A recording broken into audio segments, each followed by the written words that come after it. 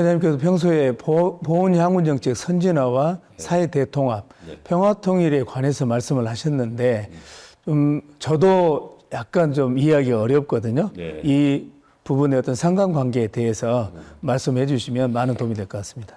제가 이 논문을 써놓고 결론을 지은 부분이 있거든요. 그런데 제가 이야기를 하면 재향군이나 보훈에 대해 들으려고를 하진 않아요. 그래서 이걸 내가 어떤 식으로 설명을 해야 할까. 그래가지고 결론 부분을 수백 번을 녹음을 해갖고 제가 들었습니다. 그래서 이제 제가 어떻게 쉬운 말로 설명을 할까 이렇게 이야기를 했는데 그러면서 이것이 왜 사회 통합으로 이어지는가를 이제 저도 이해를 하고 그 설명하게 됐어요. 그것은 무슨 이야기냐. 우리가 이제 원칙적으로 이것을 보훈 정책을 근원적으로 논의를 하려면은 사실은 의병, 한말에 의병하고 그 다음에 동학까지도 토론을 통해서 사회적인 논의를 거쳐서 이분들의 보훈 대상자로 삼을 것인가는 또 그 광범위한 있습니다. 그러나 이런 기구가 되지 않은 상태에서 이런 걸 논의를 하게 되면 오해를 낳고 또 하다가 단절이 되어요. 그래서 이제 이것을 그 이야기를 하자면은 한말에 이렇다면은 애국으로부터 군대를 지키게 했던 그 호국정신 아닙니까? 그 다음에 이제 동학도 일부는 호국정신이기도 하고 항일이기도 하고 왕권에 도전하기도 한 것이기 때문에 거기에는 조심스럽게 터치를 하지만 실질적으로는 매우 중요해요. 그래서 이런 문제를 이야기를 하자면 각 시대별로 국가가 어려울 때 목숨을 바쳐서 지켰던 이런 분들이 이제 시대별로 과거사는 놔두고 국가가 우리가 일제 36년을 지내면서 독립운동을 하시는 독립 세력 있지 않습니까? 그 다음에 이어서 6.25에 이어서 지금까지 일반 제대군이 그것보다 호국 세력이라고 합니다. 그 다음에 이제 그 산업화 민주화 과정에서 참 위대한 우리나라 민족이 동시에 이루다 보니까 4.19와 5.18이 돼가지고 이분들이 되지 않습니까?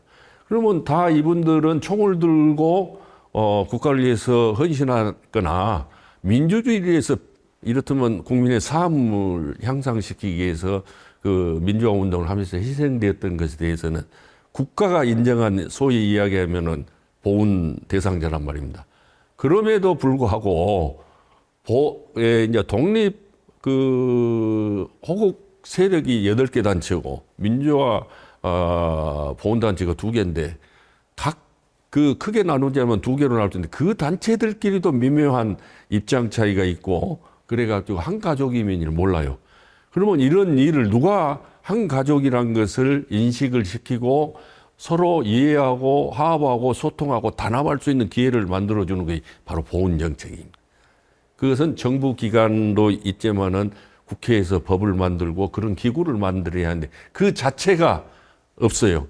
그리고 이제 행정기관은 보훈부라고 있는데 제가 말씀드렸더니 대만의 5분의 1 수준. 쉽게 이야기해서 보훈부에 그 근무하는 직원의 숫자 갖고도 가름하는 방법이 있거든요. 우리나라는 1,500명 미만이에요. 대만만 해도 15,000명이 넘습니다. 미국은 23만 명이에요. 그러니까 어떻게 비교를 할 수 없어요. 이거는 소위 이 보훈 가족을 그 행정을 주도할 능력도 없고 이렇던 규모도 너무 작아요. 그래서 우리나라의 보훈 정책을 이제 다시 정무위에다 보훈 특별을 만들어 가지고 이제 대사회적인 논의를 해 가지고 새로운 보훈 정책을 세워가는 것이 필요해서 화합의 장을 한 가족임을 인식시켜주고 화합의 장을 마련해야 하고 국가는 국가대로 지방자치단체장은 단체장대로 한 가족이 모여갖고 대화하고 소통할 수 있는 그런 장을 마련해 줘야 합니다. 그런 의미가 된다면은 각 세력 간에 그 독립 세력과 호국 세력과 민주화 세력이 서로 가족임을 인식하고 하는 것을 보면은 이분들은 그 격동기에 대표적으로 해서 헌신하신 분 아닙니까? 그 외에 그 세력이 국민들 속에도 다 있지 않겠어요? 그렇다면은 국민 통합을 위한 가장 중요한 요인이 이 보훈 정신을 이렇다면 국가 통합하고 연결을 시키는 것이 국민 통합을 이루는 가장 큰 요인이라는 것이 역사학자나 보훈학자들이 일관되게 그 보편타당하게 주장하는 이론입니다. 그래서 이 통일에 대한 로드맵을 사실은 정해야 하거든요. 그러려면 여러 가지 그 토론을 통해서 로드맵을 정해놓고 그 길로 가야 해요. 그것이 바로 국민 통합이거든요. 그러면 우리 역사를 근대사에서 볼 때 제가 이야기하는 집단 지성이라는 건 1000만 명 이상이 동일한 생각을 가지고 같이 일어섰을 때 이야기예요. 그거는 3.1운동 때 한번 그런 발현이 있었습니다. 4.19 때 한번 발현이 있었습니다. 5.18에 있었지만 5.18 갖고는 역사가 바꿔지지 않았지만 그 정신으로 60항쟁이 있어서 그때 발현됐어요. 그 다음에 이제 박근혜 정부 때 촛불혁명이 한번 있었어요. 이번에 12.3에서 형광등 응원봉 문화가 있었어요. 이렇게 집단 그 지성이 발현될 때 역사가 변해요. 그런데 집단 지성이 발현될 때까지 얼마나 많은 시간과 비용이 듭니까? 그런데 미국에서는 7,100만 명, 인구의 4분의 1이 집단 지성으로 존재한다고 말합니다. 그건 뭐냐? 수없이 토론 문화를 통해서 정제된 이런 정보를 재향군인의 가족에게도 전파를 하고 국민들에게 전파를 해서 그런 집단 지성이 존재하고 있어서 어느 누구가 쿠데타를 일으켰나, 계엄을 일으켰나, 이런 건 상상할 수가 없어요.